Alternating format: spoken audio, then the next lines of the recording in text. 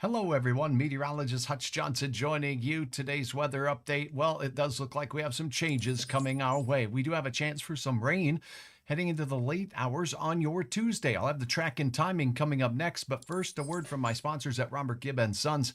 They want to thank first responders out there. Say, if you order a new system, you can get up to $400 off. If you're a first responder, please call Robert Gibb and Sons. Let them know Hutch sent you to find out more information. As is always the case on Hutch's Weather, I invite you to check on in and let me know what it is if you have a question. Where you're watching from is always fun as well. And I beg your pardon, but I'm having a little issue with one of my cameras here, so I'll be not on camera today.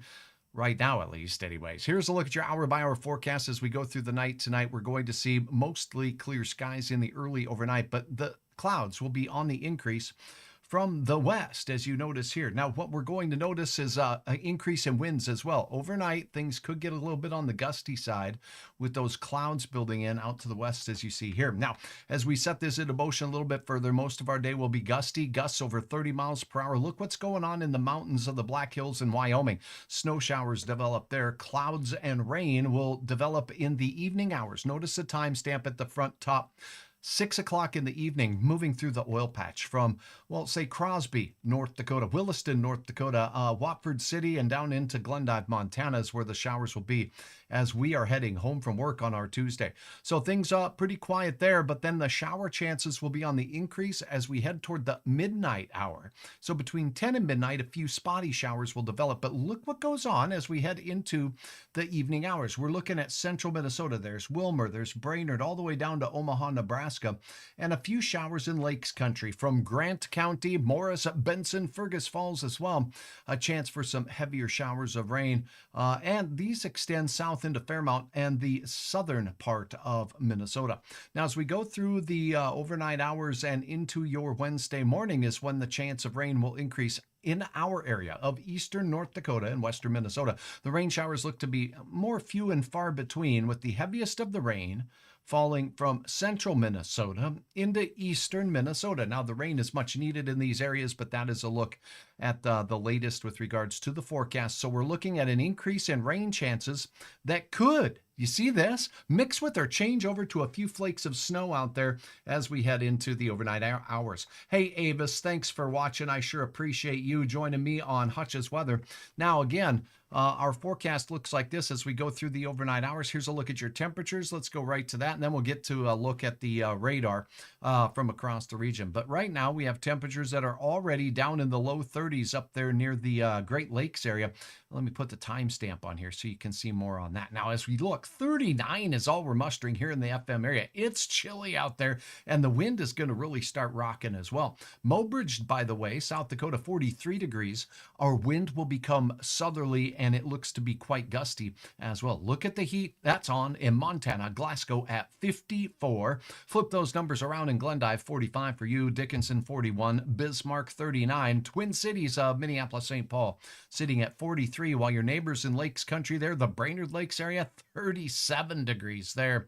So some significant differences, and only 30 this hour. As we look in on Roseau and Warroad, things are a little bit more cool up in the Northland. That includes you folks in Hallock as well. So that's a look at those current conditions right now.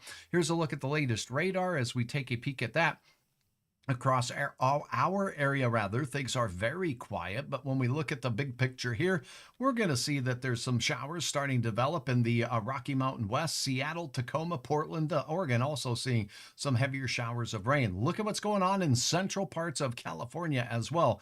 And on the East Coast, we have a few showers up in the New England states, upstate New York, all the way up into Erie, and Toronto to Montreal, seeing some heavier showers there. So for us, we're very quiet now, but it's the weather wiggle out to the west that will be heading our way, and really most of tomorrow not too bad. Now, here is a look at what we are expecting, what I am expecting for overnight temperatures across the region. We'll see the coolest temperatures in Minnesota. Look at what we're expecting out towards Duluth, 33 there.